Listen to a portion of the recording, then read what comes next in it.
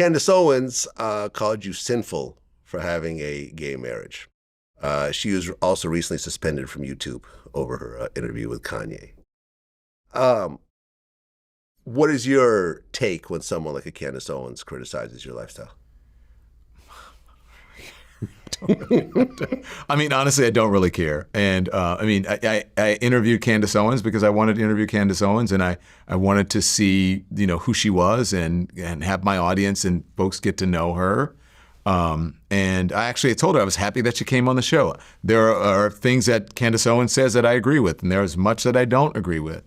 So when she said that I think she said I'm living in sin or I'm sinful or whatever it is that she said, but that wasn't shocking to me. And sometimes you just let people talk, right? And so that they can show you who they are. And I think that that's what happened during that interview. Yeah, I don't think I would interview Candace Owens. I just think some of the stuff she said is just so nasty, about Black people, Jewish people, and so forth. I understand that, but for me, there was a reason for me to interview her. And the reason was that she had been fired from the Daily Wire, right? Which was Ben Shapiro's platform. So I wanted to know sort of what happened with that. And, look, she's a Black woman who has a big voice and, in streaming, which is where I think everyone is going to have to end up. That's where we're all going. Yeah. And so I just wanted to hear from her to see what that was like. And, the interview kind of turned into something that I didn't, the interview kind of turned into something that I didn't expect it to, but that's all fine. And I encourage people to watch it because I don't believe that you have to agree with everything that, the person you're interviewing believes. That you don't have to agree with everything from the person you're interviewing. Yeah.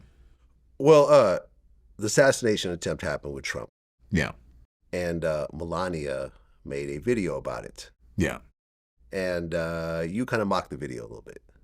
I did not mock the video. No? I did not put that video out. And when I learned that it was out there, I immediately had it removed. So what exactly happened? I'm a little confused. So was this like a fake video that was circulating? Or? No, it wasn't a fake video that was circulating. A member of my team put that video out, and I said, this should not be out there. Why did you do it? I didn't even know about it. Uh-huh. And as soon as I saw it, I was like, take it down. I said, take it down. It's callous. I mean, what's your take on what's been happening? I mean, he had the actual assassination attempt where he got shot in the ear.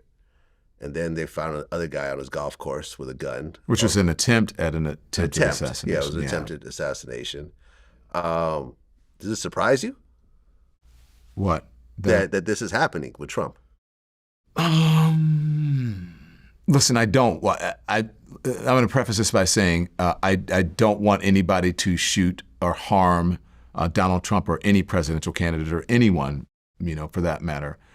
Is it surprising? No, I'm a journalist. I mean, I was in high school when Reagan was shot, right? Yeah, I remember that. And I remember when Ford was shot at. I remember when there were assassination attempts on Bill Clinton's life and they closed down Pennsylvania Avenue. I remember when they put Barack Obama behind glass because he was the first Black president. They said, we've never dealt with this situation before. So am I surprised by that someone attempted to do it? No, and I think it's awful that they did. But what I'm more surprised about is that we don't have better gun laws. And I'm surprised at this day and age that we are letting people who should not have access to guns have access. And that's where our focus needs to be. Because if this person who has obviously a deranged mind did not have access to a gun, then we wouldn't be in the situation and I wouldn't be talking about a former president and an attempted assassination.